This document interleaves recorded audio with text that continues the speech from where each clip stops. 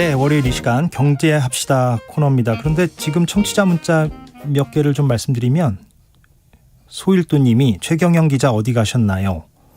예, 저는 최경영 기자가 아니라 이재석 기자입니다. 이번 주 최경영 기자가 휴가를 가서 제가 대신 이번 주 진행을 맡았습니다. 주말 9시 뉴스 앵커를 맡고 있습니다.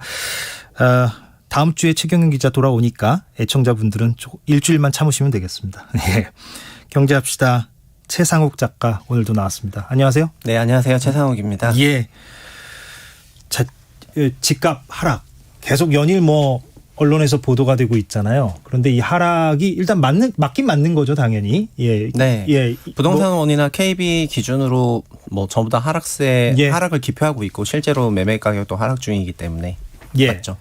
그런데 이제 그런 건 있는 것 같아요. 그러니까 실거래가와 이제 호가가 다르니까. 네. 그러니까 이게 이제 하락세라는 것은 큰 틀에서 당연히 맞고 그거는 알겠는데 실제로 거래가 그러면 그렇게 떨어진 가격에 이루어지고 있는 것이냐 아니면 일부 호가만 가지고 언론에서 좀 과장되게 보도를 하는 것이냐 이렇게 얘기하시는 분들도 있는 것 같아요. 예, 어떻게 좀 설명을 주시겠습니까? 네, 그래서 매매 사례가 없는 경우에 부동산원과 KB 모두 보조적인 수단으로 통계를 작성을 하는데요. 예. 항상 거래상이 있을 수가 없기 때문에 과거 상승기 때 기표했던 거랑 똑같은 방식으로 하락기 때도 기표하고 있는데 매매가 없더라도 그 두 지표 모두 다 하락세를 기표하고 있기 때문에 하락으로 보시는 게 맞죠. 그러니까 한두 건 하락 거래했다고 빠졌다 이런 게 아니라 실제 이제 나와 있는 매물이라든가 그다음에 구매하려는 그런 구매 심리를 종합해가지고 지금 하락세라고 기표를 하시는 게 맞고 이런 논란이 있다는 것 자체가 이해가 되는 상황은 아닌 것 같습니다. 그러니까 최 작가 입장에서는 이해가 되지 않는다고 하시겠지만, 또 일부에서는 그렇게 또 얘기를 하니까, 좀 해설을 해 주셔야죠. 네. 그런데 지금 이렇게, 부동산 이제 하락, 이게 장기적인 추세로 이제 가는 거잖아요. 어떻게 보세요? 최 작가님 개인적으로 봤을 때는 지금 이게 이제, 일각에서는 이제 그런 우려들을 하잖아요. 이게 경착륙이 되어서는 안 된다. 이런 얘기들을 많이 하지 않습니까? 네, 추경호 부총리 같은 분이 그런 말씀하시죠. 그러니까 부동산 가격이 많이 올라서 내려가는 거는 당연한데 그런데 그게 얼마나 빠른 속도로 급격하게 내려가느냐 이 부분이 지금 정부 당국의 입장에서는 들여다봐야 할 부분 아니겠습니까? 네. 전문가들 사이에서도 이제 그 부분을 염려하시는 분들도 많고 최 작가께서 보시기에는 그러면 이게 이제 어떻게 보세요? 경착륙의 가능성이라든가 얼마나 오랫동안 이 추세가 이어질 것이냐. 이게 참 예상하기가 힘든 부분이긴 합니다. 사실 전문가들마다 의견이 다를 수도 있고. 물어보셨으니까 먼저 답변을 드리면 죄송합니다. 경제부총리 발언은 10% 정도 이제 경착륙을 말씀하셨어요. 근데 우리나라 지금 세종시가 10% 경착륙이라 하면 10% 네, 부동산 가격이 10% 정도 천천히 떨어지는 게 바람직한 것 같다. 그거는 경착륙이 아니다. 네, 그러니까 그 정도 레벨이 경착륙이 아닌 거고 그러니까 10% 정도가 천천히 10% 정도가 떨어지는데 천천히 떨어지면 그것은 경착륙이 아니니까 우리가 감당할 만하다. 이런 취지로 말을 했다는 거죠. 추경호 경제부총리가. 추 부총리 말은 그런데요. 지금 세종시가 올해 전국에서 가장 많이 하락을 했는데 9월 둘째 주 기준 약 7.8% 정도 하락을 했거든요. 지수상으로. 그러니까 세종이 제일 많이 빠졌는데 그 정도니까 다른 지역은 여전히 정부가 판단할 때는 경착륙 정도로 내리는 건 아니고 굉장히 완만한 조정을 하고 있다. 이렇게 판단을 하고 있다고 보시면 될 것 같습니다.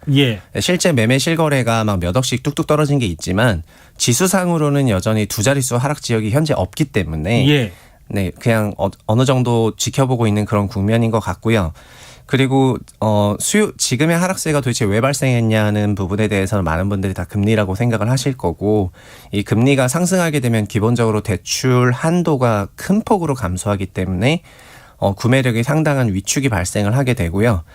또 자가뿐만 아니라 전세 끼고 집을 사려고 하는 경우에도 그 전세금 역시 전세 대출자의 전세 대출 구매력이 같이 위축이 되거든요. 요즘은 전세 대출을 받아서 전세를 마련하는 게 일반적이니까요. 그래서 2020년 8월부터 임대차법 개정 기간에 코로나 제로금리화 시대를 한국도 같이 맞아서 전세 금액이 폭증하고 그리고 대출 부담도 굉장히 낮아지는 그런 국면에서 구매력이 폭발을 했고 그게 2021년 12월까지 약 1년 반 동안 이어졌는데요. 지금과 같은 금리 레벨이 이어지기만 하더라도 올해 8월부터 내년 12월까지는 계속 하락 국면이 이어질 수밖에 없다고 봅니다. 올해 8월부터 내년 12월까지. 네, 임대차 기간, 임대차법 개정 중에 제로금리가 맞았던 기간이 딱 정확히 16개월 정도 나오는데요. 그 기간만큼 임대차가 갱신이 될 때 임차인의 임대료 하향 요구가 있을 수밖에 없고요. 예. 그로 인해서 매매 가격이 같이 끌려 내려오는 장세, 역전세 장세가 올해 8월 달부터 내년 말까지 있지 않겠나 이렇게 예상하고 있습니다. 예. 그러면은 그렇게 하락세가 유지된다면 아까 세종이 몇 %라고요? 7.8 정도요. 7.8% 정도 내렸는데 네. 그게 전국에서 가장 큰 폭으로 떨어진 것이다라는 올해. 네, 맞습니다. 올해. 네. 그런데 추경호 경제부총리는 10% 정도까지는 감당 가능하다라는 취지로 말을 한 거잖아요. 그러면 네. 앞으로 계속 떨어진다면 네. 한 자릿수가 아니라 두 자릿수 이상으로 떨어질 가능성도 있습니까? 그럼 경착륙으로 되는 건데 추경호 경제부총리 개념으로는. 그렇죠. 예. 그래서 지난번 9월 21일에도 지방의 주택가격 하락폭이 좀 너무 커지다 보니 예. 너무 커진다고 좀 생각을 하고 우려를 하니까 조정지역 해제라는 완화 카드를 썼거든요. 그러면서 수도권 지역에 대해서는 경기도 5개 시를 제외하고는 조정지역 해제 카드를 안 썼는데 안 썼죠. 수도권 역시 만약에 하락세가 지방과 유사한 수준으로 큰 폭으로 나타나기 시작한다면은 예. 조정지역 해제 같은 완화 카드를 아마 쓸 겁니다. 예. 어떻게 예상하세요? 그럼 수도권은? 좀 물론 이 예상도 굉장히 뭐 어려운 질문이긴 합니다만. 금리는 예. 수도권이나 지방 가릴 것 없이 모든 가게에 공통적으로 적용 중이기 때문에 예. 구매력 위축됐다는 말씀 드리고 싶은데요. 예. 가계의 구매력은 뭐 소득이 늘어나는 부분도 있고 대출을 쉽게 받을 수 있는 부분도 있는데요. 그 대출 쉽게 받는 부분이 지금 위축이 된 거지 않습니까? 예, 그 결과로 저희가 2015년에 그러니까 2014년에 724 부동산 정책을 당시 최경환 부총리가 썼을 때 예. 그 당시 평균 우리나라 빚내서 집 사라. 네, 빚내서 집 사라. 그 멘트가 유명하죠. 예. 명언격 멘트인데 예. 그 당시 우리나라 가계는 1년에 평균 60조 원 정도 돈을 빌렸는데요. 예. 2015년부터는 평균 110조 원 빌렸거든요. 더 많이 풀렸다. 네, 예. 더 많이 맞습니다. 더 많이 빌렸고 빌려도 금리가 낮아지니까 대출 부담은 좀 비슷하고 그러니까 4%대 60조 빌리나 2%대 110조 빌리나 똑같기 때문에 예. 그래서 큰 문제가 없이 이어졌는데 올해 같은 경우에는 누적으로 마이너스를 빌리고 있습니다. 그러니까 가계가 얼마만큼 대출을 위축시켰는지 바로 알 수 있는 마이너스를 부분이고요. 빌렸다는 건 빌리지 않는다는 얘기죠. 상환하고 있습니다. 상환하고 네, 있다는 네, 얘기죠. 예, 네. 예, 예. 그러니까 상환은 누적으로 마이너스 0.7 정도 되는데 월에 10조씩 빌리던 가계가 이제 어마어마하게 상환하고 있고 특히 신용 같은 거는 엄청나게 끄고 있고요. 네. 그다음에 주담대나 전세대출은 어쩔 수 없이 일어나고 있는데 그것도 상환할 수 있으면 최대한 상환하고 있거든요. 그럼 이런 국면에서 네. 그러니까 결국에는 이제 언론에서 주목하는 건 수도권, 서울과 경기 지역의 집값 아니겠습니까? 네. 아까는 이제 세종 말씀하셨고 이제 지방을 얘기하셨는데 여기는 네. 어떻게 전망하십니까? 여기가 말하자면 연착륙이냐 경착륙이냐 어떻게 될 걸로 보세요? 저는 이렇게 봅니다. 그러니까 지금 아까 구매력 얘기를 드렸는데 예. 우리나라 주택가격 레벨이 낮은 상황에서 아니면 장기 평균선상에 있을 때 이런 구매력 위축이 온다면은 뭐 연착륙이 가능하다 이렇게 생각을 하는데요. 현재 서울시를 포함하는 지역에 서울이나 세종 같은 지역에 그런 소위 소득 대비 가격 PIR 수준이 좀 굉장히 높은 레벨이어가지고 장기 평균선을 거의 30% 이상 상회를 하고 있거든요. 아, 너무 어려운 개념들이 많이 나옵니다. 그러니까 예를 들면은 삼성전자 저희가 평균이 한 6만 원 정도로 알고 있는데 네. 언제 삼성전자가 8만 원 가면은 저 6만 원인데 8만 원 갔네. 약간 이런 생각하는 게 있는데 예. 5만 원 정도로 내려가면은 삼성전자도 좀 싸졌네라고 저희가 6만 원이라는 장기 평균 가격이 머릿속에 있기 때문에 시세 가지고 비싸다 싸다를 판단할 수가 있는데요. 예. 다만 이 주택 가격은 소득 대비 결국 몇 배냐가 중요해서 그렇죠. 세전 소득의 뭐 10배인지 12배인지 한국의 장기 평균은 세전 소득이 10배인데요. 서울 같은 경우에는 지금은 장기 평균의 18배 정도이기 때문에 예. 12배인데 18배 정도 되기 때문에 사람들 인식이 정말 많이 내 소득에 비해서 너무 많이 올라가 있다 이렇게 생각할 수밖에 없다는 거죠. 네, 그 예. 어떤 사람을 갖다 놓더라도 주택 가격이 과거 대비 너무 높았다 예. 이런 걸 느낄 수밖에 없고 이 상황에서 구매력 위축이 온 거예요. 그렇죠. 그렇기 때문에 그 가격대의 주택을 현재 도저히 살 수가 없고 예. 그래서 매수는 아예 될 수가 없고 예. 그러니까 금융위기 때보다 더 거래량이 3분의 1로 감소하고 사실상 평년의 10분의 1 이하로 내려 내려가는 수준이고요. 그래서 자연스럽게 가격 조정이 연착륙 아닌 경착륙화 될 수도 있다고 생각합니다. 예. 조심스럽게 말씀을 하셨지만 경착륙도 충분히 가능성이 수도권에서도 있다. 네. 예. 그러면 지금 청취자분 가운데 순이라는 닉네임을 쓰시는 청취자분께서 지금은 집을 사면 안 되는 거겠죠? 조금 기다려야 할까요? 과거에는 영끌에서라도 집 사라는 분위기였잖아요. 이런 질문을 보내주셨는데 어떻게 답을 좀 주시겠습니까? 네. 그러니까 지금 세전 기준으로 8배 이하의 집을 대출을 전부 상환하는 소위 5%대 주담대 금리 스케줄로 자기 소득의 20%가 안 된다면은 주택을 구매하셔도 된다고 생각을 합니다.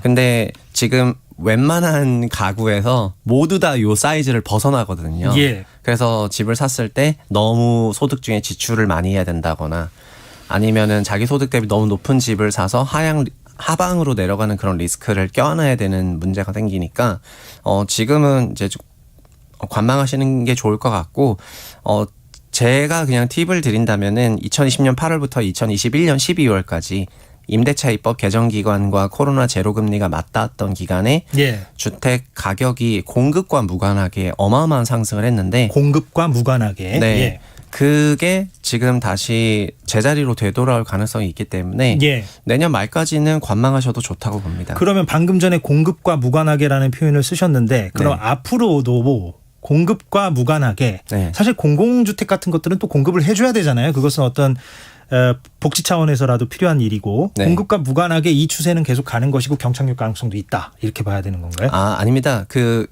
긴 시계열 동안에 예. 어떤 기간에는 공급이 부족하거나 남기도 하고 어떤 기간엔 경기가 안 좋고 어떤 기간엔 금리로 인해서 구매력이 위축되고 서로 순환을 하는데요. 그렇겠죠. 2019년까지는 공급 문제가 상당히 컸는데요. 2019년까지는 네, 예. 2019년부터 200만 호 3기 신도시 등등 공급 정책으로 선회를 하게 됐고 그리고 윤석열 새 정부도 270만 호 주택 공급 계획을 소위 승계하고 보강한 다음에 발표를 했고 예. 공급과 관련해서 박근혜 정부 때 더 이상 신도시 안 짓겠다 이런 워딩이 전혀 없는 상태이고 앞으로 우리나라 주택 공급에 대해서 목표는 있거든요. 예. 그렇기 때문에 2019년을 기준으로 펀더멘탈하게 공급이 부족할 수밖에 없다 이런 전망은 수정돼야 되는 게 맞고 현재는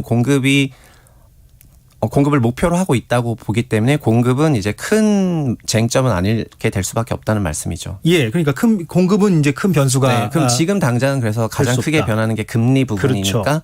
금리와 임대차법이 만들어낸 그 기간이 조합이 제일 큰 거고요. 예. 이 사단이 지나고 나면은 다시 경기적인 부분이 될 거고요. 2년 동안 이렇게 고금리와 가계 소비활동 위축이 우리나라 경기를 또 건드릴 수가 있으니까 예. 또 경기적인 부분이 될 거고 그럼 또 그 와중에 인구 가구 분파에 따라서 공급이 또 제대로 되고 있는지 안 되고 있는지 돌면서 그러니까 이 세 가지 요소가 공급, 대출, 경기 이 세 가지 요소가 돌면서 특정 연도마다 가장 큰 변수가 될 건데 1년 반 동안은 대출 금리라는 말씀입니다. 예. 네.